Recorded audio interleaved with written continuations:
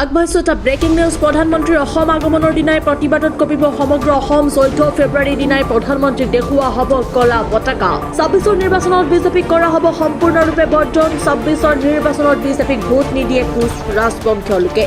আৰু বিজেপিক উফৰাই পেলোৱাৰ পৰিকল্পনা এইবাৰ বিজেপিক ভোট নিদিবলৈ আহ্বান কোচ ৰাজবংশী। বিজেপিৰ প্ৰতি বিশ্বাস নাই আক্ৰাসুৰ। সকলোকে আহ্বান এইবাৰ বিজেপি বৰ্জন কৰক। জনজাতিকৰণৰ দাবীৰে বিজেপি চৰকাৰক উভতি ধৰিলে আক্ৰাসুৰে। অসমৰ কোচ ৰাজবংশীয়ে বিজেপিক ভোট নিদিয়াৰ অংগীকাৰ আৰু বিজেপিৰ প্ৰতি কোনো আস্থা বিশ্বাস নাই। 14 ফেব্ৰুৱাৰীৰ দিনাই প্ৰধানমন্ত্ৰীক দেখুওৱা হ'ব কলা পতাকা। আমি পুনৰবাৰ জনাবলৈ চেষ্টা কৰিম, প্ৰধানমন্ত্ৰীৰ অসম আগমনৰ দিনাই প্ৰতিবাদত কঁপিব সমগ্ৰ অসম। 14 ফেব্ৰুৱাৰীৰ দিনাই প্ৰধানমন্ত্ৰীক দেখুওৱা হ'ব কলা পতাকা। 26ৰ নিৰ্বাচনত বিজেপিক কৰা হ'ব বৰ্জন। 26ৰ নিৰ্বাচনত বিজেপিক ভোট নিদিয়ে কোচ ৰাজবংশীয় লোকে। আৰু বিজেপিক উফৰাই পেলোৱাৰ পৰিকল্পনা আৰু এইবাৰ বিজেপিক ভোট নিদিবলৈ আহ্বান জনাইছে কোচ ৰাজবংশীয় লোকে। বিজেপিৰ প্ৰতি বিশ্বাস নাই আক্ৰাসুৰ আৰু সকলোকে আহ্বান এইবাৰ বিজেপি বৰ্জন কৰক। জনজাতিকৰণৰ দাবীৰে বিজেপি চৰকাৰক উভতি ধৰিলে আক্ৰাসুৰে। অসমৰ কোচ ৰাজবংশীয়ে বিজেপিক ভোট নিদিয়াৰ অংগীকাৰ আৰু বিজেপিৰ প্ৰতি কোনো আস্থা বিশ্বাস নাই কোচ ৰাজবংশীয় লোকৰ। আৰু 14 ফেব্ৰুৱাৰীৰ দিনা প্ৰধানমন্ত্ৰীক দেখুওৱা হ'ব কলা পতাকা। এই মুহূৰ্তত মন্তব্য আছিল, মন্তব্য কোনে কোনে শুনাব বিচাৰিছো। কোচ ৰাজবংশী সমাজৰ এটা স্পষ্ট কথা, কোচ ৰাজবংশী জনগোষ্ঠীক এইবাৰ ৰাজনৈতিক বৈতৰণী হিচাপতে কোনো ৰাজনৈতিক দলে ব্যৱহাৰ কৰিব নোৱাৰিব। আমি যেতিয়া 29 নৱেম্বৰ তাৰিখে 2025 চনত বিধানসভাত যেতিয়া 6 জনগোষ্ঠীৰ বিলখন আহিল, অহাৰ পিছত আমি এটা আশা প্ৰকাশ কৰিছিলো অসমৰ মুখ্যমন্ত্ৰী ডাঙৰীয়ে যেনেকে কথাবিলাক কয় সেই কথা মতে কাম কৰিব। এতিয়া আমি আপোনাৰ লগত জৰিয়তে এটা কথা স্পষ্টকৈ খুব দুখেৰে কৈছো, হিমন্ত বিশ্ব শৰ্মাৰ প্ৰতি আমাৰ একেবাৰে আস্থা আৰু নাই।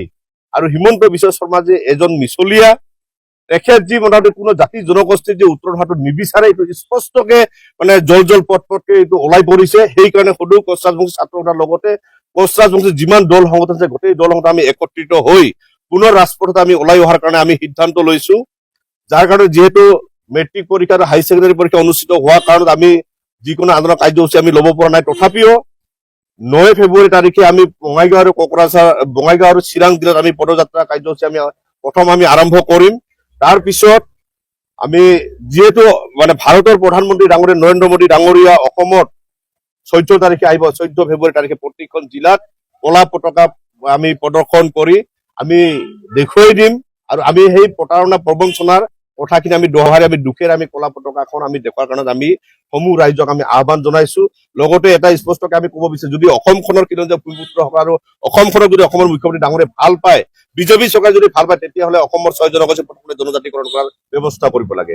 আজি খিলঞ্জীয়া ভূমিপুত্ৰ কোচ ৰাজবংশীসকলৰ যি অৱস্থা, এই অৱস্থাক আপোনালোকে পিঠি দি আপোনালোকে হিন্দু মুছলিমৰ কথাবিলাক আজি ক'ব ওলাইছে। আজি বিশেষকে লোৱাৰ আছামৰ যিসকল কোচ ৰাজবংশী মানুহ, আমি কিন্তু হিন্দু মুছলিম আমি একেলগে বসবাস কৰো।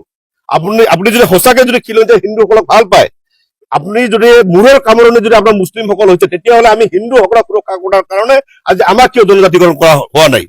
যদি সঁচাকে যদি মুছলিমক আপোনালোকে বেয়া পায়, হিন্দুক ভাল পায়, খিলঞ্জীয়া ভূমিপুত্ৰক ভাল পায়, তেতিয়াহ'লে কোচ ৰাজবংশী জনগোষ্ঠীক ভূমিৰ অধিকাৰ সাংবিধানিকভাৱে কিয় অধিকাৰ প্ৰদান কৰা হোৱা নহল? খালি কেৱল আপুনি হিন্দু মুছলিমৰ কথা কৈ আমাক বৈতৰণি পাৰ কৰিব বিচাৰিছে, এইবোৰ আৰু নহব। আমাৰ এটাই স্পষ্ট কথা, আপুনি সঁচাকে যদি ভাল পায় খিলঞ্জীয়া ভূমিপুত্ৰ কোচ ৰাজবংশীসকলক প্ৰথমতে জনজাতিকৰণ কৰক, তেতিয়া হিন্দু মুছলিমৰ কথাটো একেবাৰে আঁতৰি যাব। আৰু যদি আপুনি ৰাজনৈতিক বৈতৰণি পাৰ কৰাৰ ক্ষেত্ৰত যদি ব্যৱহাৰ কৰিব বিচাৰিছে, এইটো ভুল কথা।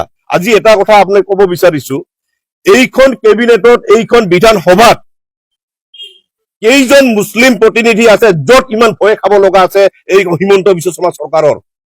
আজি সিদ্ধান্ত ল'ব পাৰে, আজি যদি ইচ্ছা কৰে আজি সিদ্ধান্ত ল'ব পাৰে। আজি খিলঞ্জীয়া ভূমিপুত্ৰসকলক যদি সঁচাকে তেখেতসকল যদি মানে সুৰক্ষা প্ৰদান কৰিব বিচাৰে, তেতিয়াহ'লে দিব পাৰে। কোনো এজন মুছলিম প্ৰতিনিধি, এজন মুছলিম মন্ত্ৰী নাই য'ত কোনোবাই বিধানসভাত বিৰোধিতা কৰিব পাৰে। কিন্তু এইবোৰ নকৰি কেৱল বোকা বাহ্য কৰি আমাৰ সমাজখন ধ্বংস কৰাৰ ব্যৱস্থা কৰি থাকিব আমি সহ্য আৰু নকৰো। এইকাৰণে 9 ফেব্ৰুৱাৰীৰ পৰা আমি প্ৰত্যেকটো সমাজ কোচ ৰাজবংশী মানুহ ৰাজপথত ওলাই আহিব। আৰু অসমৰ বিভিন্ন প্ৰান্তত বিচৰিত হৈ থকা কোচ ৰাজবংশীসকল আমি একত্ৰিত হৈ নো এছটি নো ভোট এই কথাৰে আমি বিজেপিক উচ্ছেদ কৰাৰ পৰিৱেশ আমি ৰচনা কৰিম। আৰু যদি এতিয়াও সময় আছে, অসমৰ মুখ্যমন্ত্ৰী ডাঙৰীয়াক আমি এতিয়াও অনুৰোধ কৰিছো, আপুনি সঁচাকে যদি অসমৰ মুখ্যমন্ত্ৰী সৰ্বকালৰ সৰ্বশ্ৰেষ্ঠ মুখ্যমন্ত্ৰী যদি হ'ব বিচাৰে, তেতিয়াহ'লে কেৱল শ্লোগানৰ মাজত নহয়, আপুনি কৰ্মৰ জৰিয়তে দেখাই দিয়ক খিলঞ্জীয়া ভূমিপুত্ৰসকলক ৰক্ষণাবেক্ষণ দিয়াৰ কাৰণে সাংবিধানিক অধিকাৰ যি দিব লাগে সেইটো দিয়াৰ ব্যৱস্থা কৰক। যোৱাকালি আমি দেখিবলৈ পাইছো লোকসভাত বিভাগীয় মন্ত্ৰীৰ জৰিয়তে আমাৰ বিধানসভাৰ বিল এতিয়ালৈকে যোৱা নাই, আমাৰ 6 জনগোষ্ঠীৰ প্ৰতিবেদন এতিয়ালৈকে যোৱা নাই। খুব দুৰ্ভাগ্যজনক কথা দিছিল 1 মাহৰ ভিতৰত দিব। আমিও যদিও বা আমি সন্তুষ্ট হোৱা নাছিলো, তথাপিতো আমি এটা কথা কৈছো কি আপোনালোকে কৰিব বিচাৰি সোনকালে কৰক।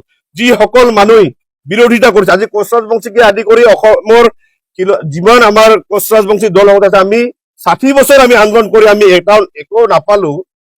আজি আমাৰ বিৰোধিতা কৰা 2 মাহ তেখেতসকলে আন্দোলন কৰি আমাক স্থবিৰ কৰিব পাৰে, আমাৰ আন্দোলনটো মহিমূৰ কৰা একটা পৰিৱেশ যদি ৰচনা কৰিব পাৰে, সেই কথা যদি মুখ্যমন্ত্ৰীজনে যায় তেতিয়াহ'লে কি আমাৰ আবেগ অনুভূতিবিলাক এনে গ'ল নেকি?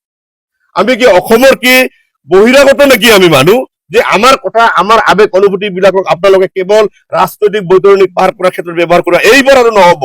এইকাৰণে কোচ ৰাজবংশী সকলক আপোনালোকে জেলত ভৰাই আমাক যদি এনকাউণ্টাৰ কৰিব বিচাৰে কৰি দিয়ক। আমি যি পৰিৱেশত বসবাস কৰি আছো ইয়াতকে আমি মৰি যোৱাটোৱে ভাল। সেইকাৰণে আমি আঁঠুকাৰি অধিকাৰ আমি নিবিচাৰো। নিজৰ শক্তি যেতিয়ালৈকে আছে আমি ৰাজপথত দেখাই যাম, গণতান্ত্ৰিকভাৱে আন্দোলন কৰি যাম। তথাপিও যদি আমাৰ কথা শুনিব নিবিচাৰে, আমি অসমখন স্তব্ধ কৰি পৰিৱেশটো আনিম।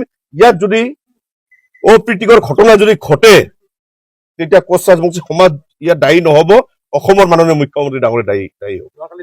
নিৰ্বাচনৰ ডেট ঘোষণা হয় কি হয় হৈ থাকক, অসমতহে ইলেকশ্যন হ'ব, কেন্দ্ৰতো ইলেকশ্যন নহয়।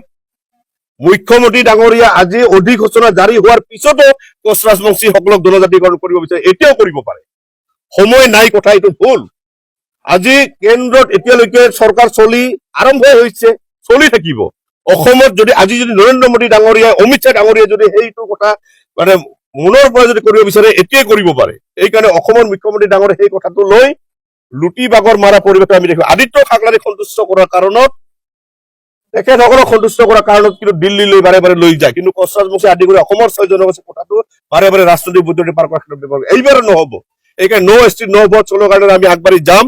ইয়াত কোনোবাৰ ক্ষতি হয় কি হয় আমি একো বুজি নাপাওঁ। আমাক ভোক লাগিছে, ভোক নিবাৰণৰ কাৰণে যি কৰণীয় আছে সেইটো কাম আমি কৰি যাম, স্পষ্ট কথা।